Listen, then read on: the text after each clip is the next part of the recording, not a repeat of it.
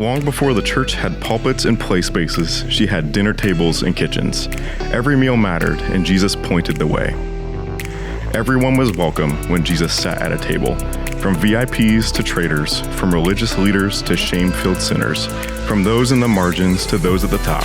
He ate with them all, and every meal became a peek into his new ways of living and new ways of loving. After all, why did Jesus come?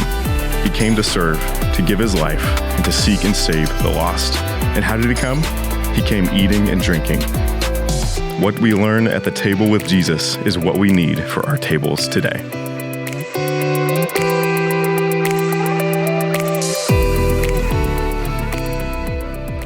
Hey, before we dive in, let me just say that I am so grateful for all of you who share some of your time with me, with us in these messages, whether you're hanging out in Tyrone, Lewistown, or Millheim, or you're connecting in California, Kansas, the Carolinas, Minnesota, Myanmar, or even all over Pennsylvania. One day we will have far more time to connect, and I'd love to hear your stories. But for now, I just want to say thanks. So here's my opening question for this teaching. Have you ever been hungry? Now, I'm not talking about that feeling that some of you get halfway through my sermon and you think, oh my goodness, when is this going to be done? I can't wait to go to the waffle shop or whatever restaurant you go to. I've got a kid or two who is famous for getting hangry and get the food out, get the Chick-fil-A delivery going. It is time to eat, get out of my way. Have you ever been hungry? I'm talking beyond stomach growling, beyond intermittent fasting that you choose, even beyond ketosis, real hunger. How many of us have ever experienced real hunger? I fasted. 40 days is the longest I've gone. I even went without coffee for 40 days once. But I'm talking about a hunger that is forced on you, not one you choose for health or even spiritual reasons or a cleanse. I mean, come on. We are one of the few cultures on the face of the earth that can open a fridge filled with food and complain that we got nothing to eat. Multiple sources, in fact, suggest that we waste 30 to 40% of our food every year, 80 to 100 billion pounds of food wasted. You got to understand, Jesus lived in a different world, one that understood hunger in a more immediate, unchosen kind of way. Well, one author suggested a significant reason why Jesus started his ministry with 40 days of fasting was so that he could better identify with the people that he would serve, a people who were intimately familiar with gnawing, constant hunger. So when his disciples asked Jesus to teach them how to pray, what was the first request? Give us today our daily bread. I mean, today we have to turn bread into a metaphor. Like daily bread represents whatever I need for today. So God, give us today what we need for today. But in those days, what they needed for the day was just bread. Now, why am I making a big deal out of this as we start? Because as we study the meals of Jesus, I just want us to have some sense of what it might have meant to people in Jesus' day to have a seat at the table, to be invited to lunch. I mean, and beyond what awe and wonder it might have raised in their hearts when they heard Jesus say, I'm the bread of life. Those who come to me will never hunger again. In other words, Jesus was saying to them, I am more than enough. More than enough. So welcome to Calvary.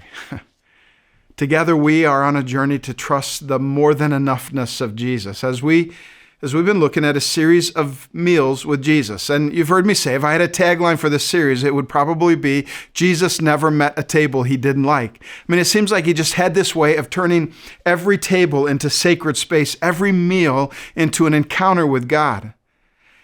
And maybe none of the meals fit that description any more than the one that we're looking at today. And I hope we leave this lunch message, this message saturating our souls, that when it comes to God's table, there's always room. There is always room. There's always a seat at the table for you. Those words define the hospitality heart of God. There's always room at his table, in his house, and in fact, you know what? In his family. There's more than enough love, more than enough life, more than enough grace, even more than enough food. Because of Jesus, you have more than enough. In fact, before we dive into lunch, let me start where we will end. Because see, Jesus not only has more than enough, he is more than enough. And he loves you more than you know. Listen, I'm talking to you. He loves you more than you know. The Spirit of God is hovering over the chaos of your life, working above and beyond you in ways you can't see and can't even imagine. And whether you find yourself in the updraft of a great season right now, or you are so weary of a hard and seemingly hopeless, hungry time, I'm telling you, the best is yet to come, because there is more of Jesus for you. There is more than enough Jesus for every hunger of your heart and every hope of your life. He's more than enough. So let's get to lunch. This meal, this lunch, this is the only lunch that ends up in all four Gospels. In fact, other than the resurrection, this is the only miracle in all four Gospels: Matthew, Mark, Luke, and John, which simply means it kind of mattered. This lunch is a big deal. I think it's a big deal because it gives us all kinds of insight into Jesus and into our journeys as Jesus apprentices. Now, I'm going to focus, we've been looking at Luke, but I'm going to focus on John's rendition of the story. And I'm going to start with Matthew, because Matthew adds some really important context. So we're starting in Matthew chapter 14, verses 13 through 16. And here's what it says. When Jesus heard what had happened, he withdrew by boat privately to a solitary place. Hearing of this, the crowds followed him on foot from all the towns around. And when Jesus landed and saw a large crowd, he had compassion on them and healed their sick. As evening approached, the disciples came to him and said, "This is a remote place and it's already getting late. Send the crowds away so that they can go to the villages and buy themselves some food." Jesus replied, "They don't need to go away. You give them something to eat." It says, as soon as Jesus heard the news, he wanted to be alone. Now we got to ask, what was the news? Well, the news was really hard stuff. That morning, Jesus woke to a report about the murder of his cousin, probably good friend, John the Baptist. John the Baptist was killed by King Herod as a gift for his niece, who was actually the daughter of his brother's wife, with whom he was having an affair. What a mess. And probably now Herod is after Jesus as well. It's a time, it's a day, it's a moment of great hope-draining uncertainty, a time of loss. And Jesus is struggling, grieving, discouraged, maybe even a bit angry, because he was human like that. And he just kind of realizes he needs to get away and clear his head, get alone with God and pray. What he needs to do is regain the Father's perspective on his circumstances, what's going on in his life. I don't know what you're going through right now, but I can tell you what I do know is that life is not nearly so uncertain from God's perspective. Jesus was trying to get alone, but he couldn't get away from the crowd. And honestly, it's not all that different today. We can work our church systems and systematize our programs. We can give you tools to love your neighbors and resource your donuts in the driveway. But I'm telling you, when Jesus shows up, you can't keep the people away. In the Gospels, it seems like Jesus almost always drew a crowd. You realize that Gen Z is one of the most spiritually open generations in decades, but they're also one of the most skeptical of the church, more skeptical of the church than previous generations. And I don't know, I kind of think about that, and I wonder perhaps the reason they're skeptical of us, of the church, is because they're just not sure that we know where to find Jesus. Jesus got out of the boat. He's in the boat trying to get away from the crowd, but the crowd followed him. So he got out of the boat. He saw the crowd, and it says he had compassion on them. I love the Greek word that Matthew uses here. He uses the word splagnitzomai. Splagnitzomai. He uses that to describe this compassion that Jesus had when he saw the crowd. And that word literally means a sensation in the guts. Like this was a heartbreaking, gut-wrenching kind of compassion. Not just a silent tweaking of the soul, like, oh, I feel bad about that. More like groans of anguish, compelling action. He didn't just have compassion, he was moved with compassion. I think too often we just have compassion. There is mess in our neighborhoods into which we will never step if we aren't moved with compassion. You understand, Jesus has more than enough heart. He has more than enough heart to go around for you and your neighbors and the people in your workplace and your friends and your family. He has more than enough heart to help you go on when the going on is so hard, when the people in your life are so hard. Jesus was moved with compassion because people matter to God, all people. Every label we can devise, every identity we choose, every sin represented, every brokenness imagined, every prideful, I've got it under control, self-sufficient, don't need you person on your hashtag, people who wear their brokenness on the outside and people who hide it on the inside, lost people who ridicule your faith. Jesus says, I want you to see them. He saw them. Remember last week, Jesus is a seer. He sees people and he wants us to see them. He wants us to see them through his eyes. Sheep without a shepherd. That's how Jesus described them in Mark's gospel and in this story. They were like sheep without a shepherd, Jesus said, and the shepherd of their souls saw them and he was moved with compassion. The disciples, on the other hand, as night comes around, as evening comes, they're asking Jesus to send them away. Get rid of the people, Jesus. Enough is enough, and we don't have enough. Send them away so they can get food and rest. Jesus, we need a break. See, Jesus saw people and he was moved with compassion. The disciples saw need. They saw deep need and brokenness and too much, and they looked away. And ultimately, it's hard to love people that we don't see. Just like it's hard to love your neighbors if you don't know their names. It's hard to love our neighbors if we never see their faces and, in fact, go beyond their faces into the deep places, the deep needs of their hearts, of their relationships, of their homes, of their workplace. Listen, sight is so important. So just ask yourself this morning, who do I see in my neighborhood? Who do I see in my neighborhood? The next time, maybe it's today, the next time you drive through your neighborhood or walk through the hall of your apartment, count 10 homes, count 10 doors. The statistics say that more than 8 out of every 10 doors are not connected to any church. 5 out of 10 homes with a family has a marriage headed towards divorce or already there. 2 out of 3 out of every 10 homes has a child who has been or is being sexually abused. And Jesus just says, I want them to be seen. I want you to see them through my heart. They're not projects or political labels or enemies. They're people, sheep without a shepherd, and I love them. This is why we do Serve Week, May 20th through the 28th. In part, we do Serve Week so that we can go out and see people, love and serve people, so that people know that they are seen by God. We become living proof of a loving God. We're not even to the lunch yet, so let's move to John's Gospel. In John chapter 6, verses 1 through 7, here's what it says. Jesus soon saw a huge crowd of people coming to look for him. Turning to Philip, that's one of his disciples, turning to one of his teammates, he asks him, where can we buy bread to feed all these people? Now, he was testing Philip. We find this later on. He was testing Philip, for he already knew what he was going to do. And Philip replied, even if we worked for months, we wouldn't have enough money to feed them. Like, what good is what I got with all this need, Jesus? Even if I gave everything I had for months, I could not meet the need of this one moment. Have you ever felt that way? What good is what I have with all the need around me? What good is that? I mean, when I think of all the people in our valleys that need love and help, I think of a family that just lost their son. Another family broken by divorce. I think of a young woman wrestling with depression and a pastor, the second one I've talked to in the last few weeks, who's ready to quit. I think of people struggling with opioid addictions and financial difficulties and marriages that are as dry as sand and just loneliness and anxiety and children who do not have a forever family.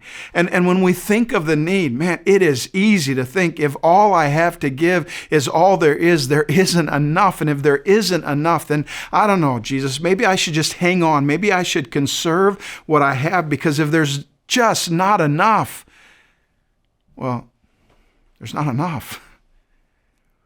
Jesus is testing Philip. And I think under his breath, I think Jesus is saying, come on, Philip. Don't let a scarcity mentality drain your heart or blind your eyes. Don't let a scarcity mentality drain your heart or blind your eyes. Don't let what you think you don't have keep you from seeing. Don't let what you think you can't get keep you from loving. See, a scarcity mentality blinds our eyes, but when we come to the point of realizing that we don't have enough, if we will lift our eyes to the resources of God, of Jesus, we discover that Jesus has more than enough stuff. He's got more than enough love, but he's also got more than enough stuff. Jesus was testing Philip because he already knew what he was going to do. He was going to reveal his power and his heart. But first of the little test, Philip, and listen, we face this test daily. It's like Jesus is prepping us for a miracle. Philip, where can we get bread to feed all these people? Jesus, it would take a small fortune that we don't have.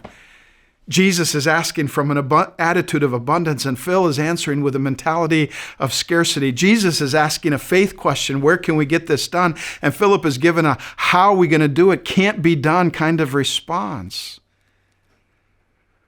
And think about this. I wonder how often we miss, how often you've missed Christ's invitation to join him in a miracle because we think he's leaving the solution up to us. He's telling us what to do, but he's leaving it all up to us. And so we count our coins and we strategize our plans and we work up our gumption only to realize we ain't got enough. God, we don't have enough. Jesus invites us into a miracle and we reduce it to logistics. How are we going to pay for this? Are there enough volunteers? Where will we find them? How will I find the time, the heart, the energy to just keep going? We're never going to get it done.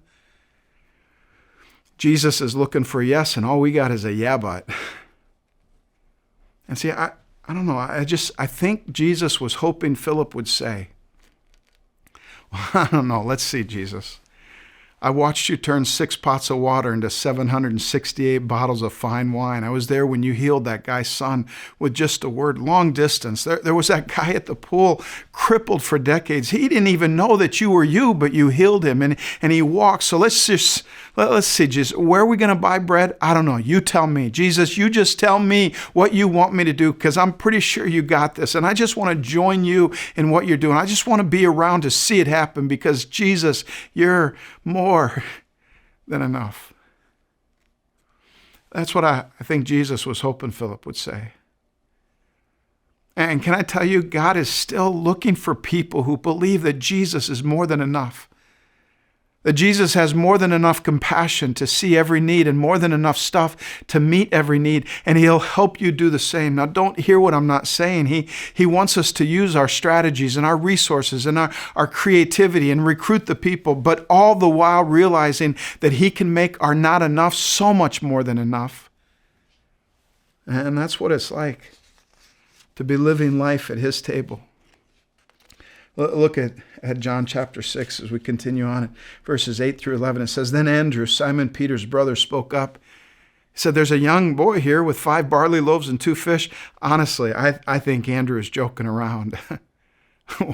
Like, what good is that with this huge crowd? And Jesus responds like, Good job.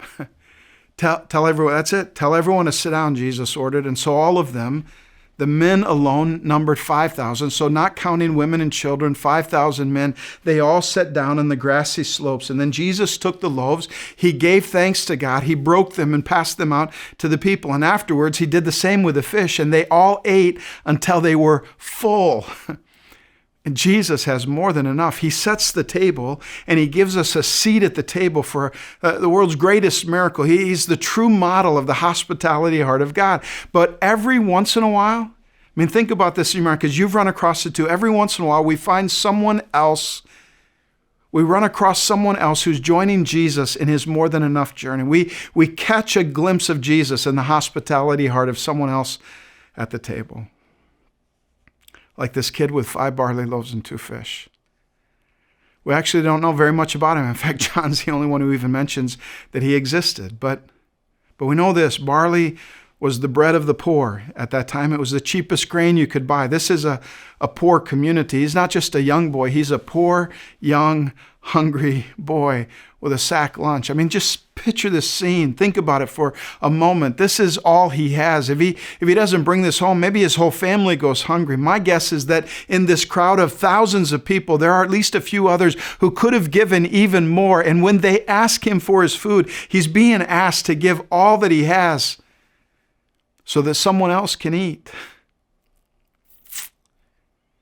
We don't know his name. All I know is that other than Jesus, This is the only one who's willing to actually do something. And this kid has no idea he's on the verge of a miracle, no idea that Jesus is going to take his poor boy sandwich and turn it into a feast for thousands. In fact, I imagine him looking around at thousands of hungry people and just thinking, yeah, but this is not enough.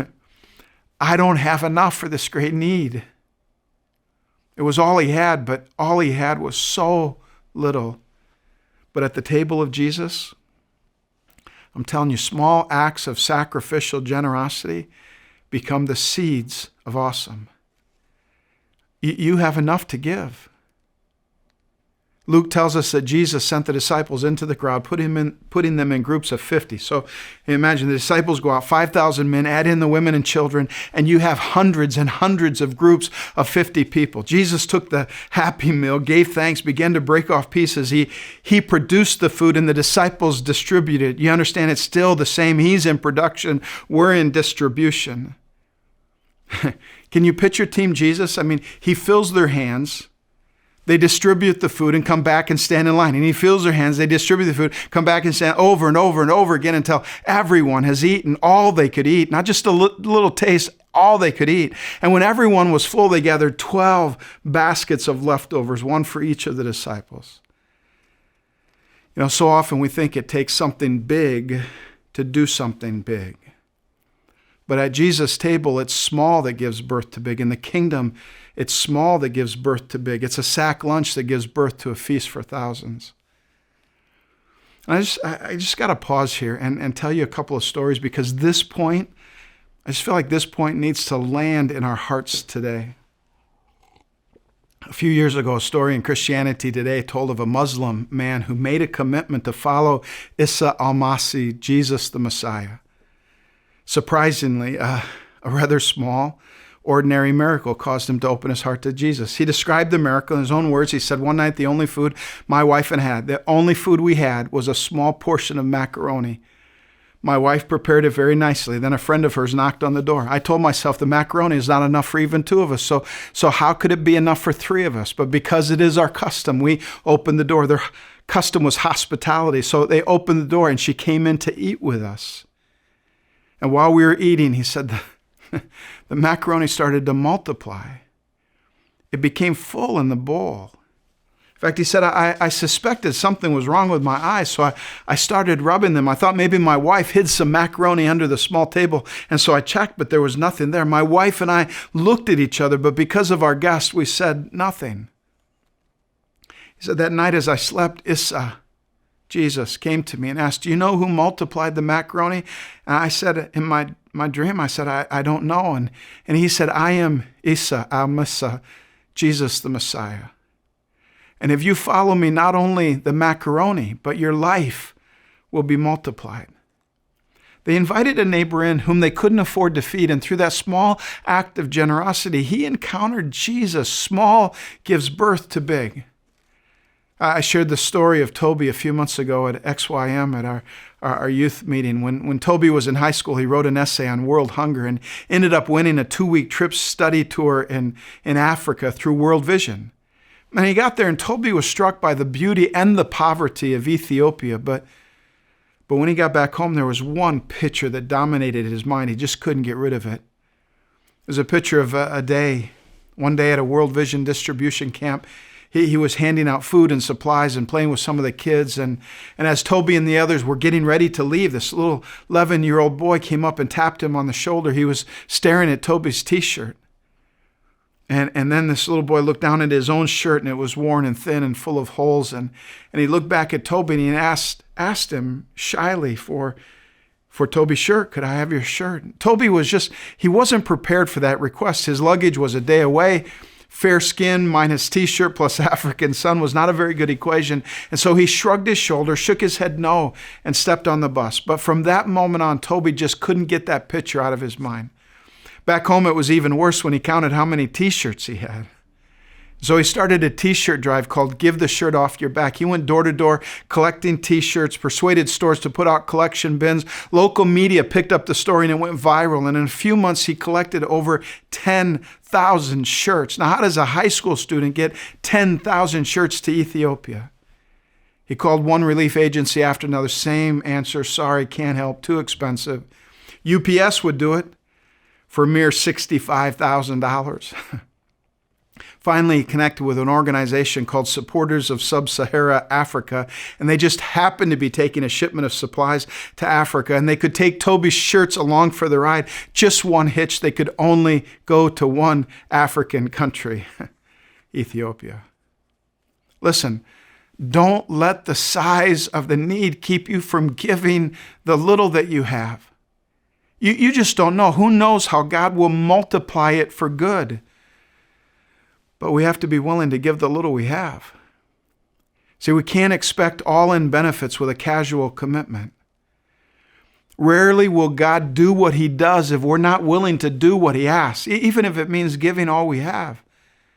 There's something gloriously biblical about small beginnings, but small beginnings do not equal a casual commitment. And if we go all in with our little, look at John 6, verses 12 through 14, it says, after everyone was full, Jesus told his disciples, now gather the leftovers so nothing is wasted. And so they picked up the pieces, filled 12 baskets with scraps left by the people who had eaten from the 5 barley loaves. And when the people saw him do this miraculous sign, they exclaimed, surely he's the prophet we've been expecting. When we give Jesus all we have, even the leftovers are more than enough. A crowd of, who knows, probably 15,000 plus people were fed that day. I used to wonder what happened to the leftovers. In fact, I used to think, I hope each one of those disciples marched those 12 baskets to the home of that kid who offered hospitality to a crowd of people. But you know what, then I think about it more and I realize it doesn't really matter who got the leftovers, does it? Because ultimately that day wasn't about food. It wasn't even about being part of a miracle that would be talked about for thousands of years. It was about being invited to sit at the table with Jesus. The best part was Jesus. That was the day he met Jesus and found that Jesus not only has more than enough, he is more than enough to satisfy the deepest hunger of our hearts. And in the end, he invites us all. He invites each and every one of us, all of us, to come to the table. You are invited to come to the table. Today, as we celebrate communion, listen to me, you are invited to come to his table. I suppose it shouldn't be a surprise that the next day that same crowd went looking for Jesus again, right? 12 baskets of leftovers last night. Hey, what's for breakfast today, Jesus? And when they found him, he told them, you've come looking for me, not because you saw God in my actions, but because you were hungry and I fed you. But there is better food. There's a better food. And then in John chapter 6, verse 35, he says to them, I am the bread of life. Whoever comes to me will not hunger, and whoever believes in me will never thirst. So I go back to the question we started with. Have you ever been hungry? Desperately hungry. And now I'm talking about soul hungry. To every Gen Zer desperate for peace, to every man or woman sprinting into the destruction of a midlife crisis, to those who have climbed the ranks of life and found there's really nothing at the top, to those who want to make a difference in their neighborhood, workplace, school, or family, but you just don't believe you have enough to do what it takes. Listen, Jesus is more than enough. He is the bread of life, and he is more than enough. And in the end, we're all hungry. We just don't all know what will satisfy our hungry. We don't know that what our souls seek, what our hearts crave, and what will nourish our lives is Jesus. Jesus only, Jesus alone, and Jesus is more than enough. I'm not merely saying he can do more than enough for you, whatever you're going through, or that he has more than enough to meet every need. I'm saying he is in and of himself more than enough. I am saying that if you have Jesus and nothing else, you have more than enough. He's the first and the last, the creator and sustainer of all creation, the bridegroom of the church, treasure of our faith. Compared to him, everything else, Paul says, is like month-old garbage. What we need is more Christ, and He is more than enough. We need to become students of Jesus, friends of Jesus, passionate apprentices of Jesus. We need to dive so deep into Jesus that people can't find us without rubbing shoulders with Him. He is the bread of life, and He is more than enough. So the question is, am I willing to stop filling up on spiritual junk food and let my soul be satisfied by Jesus? Am I willing to seek a glorious, gut-wrenching hunger for Christ? This is the most important request of a life that thrives. God, give me more Jesus. In fact, that's the essence of communion. It's presence. The presence of Jesus. In fact, there are some traditions that believe that the body and the blood, the bread and the cup actually become the real presence of Jesus. And whether you view it as symbolic or real, Jesus is here in this moment, wherever you're gathered, wherever you sit, wherever you're listening, He's here, and He's more than enough. He's more than enough life for the hunger of your soul. He's more than enough grace for every failure, more than enough love for every loneliness, more than enough peace for every anxiety, more than enough wholeness for every area of brokenness. And today, as we celebrate communion, communion is an opportunity to sit at the table with Jesus, to ask Him for a taste of the bread of life that will satisfy the hunger of our hearts.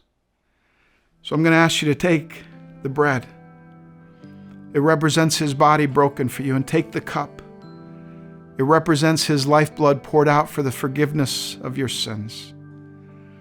And as you eat it and as you drink it, I'm going to encourage you to tell Him thank you and ask Him for more of Him. So would you take the bread that represents His body broken for you and eat it with me?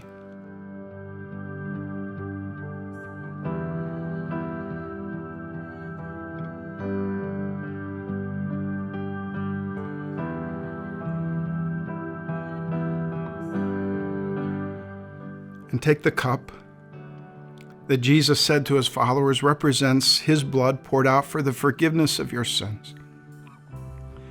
Cup and bread, blood and body, broken for you, for me, that we could find life. Drink this in remembrance of Him.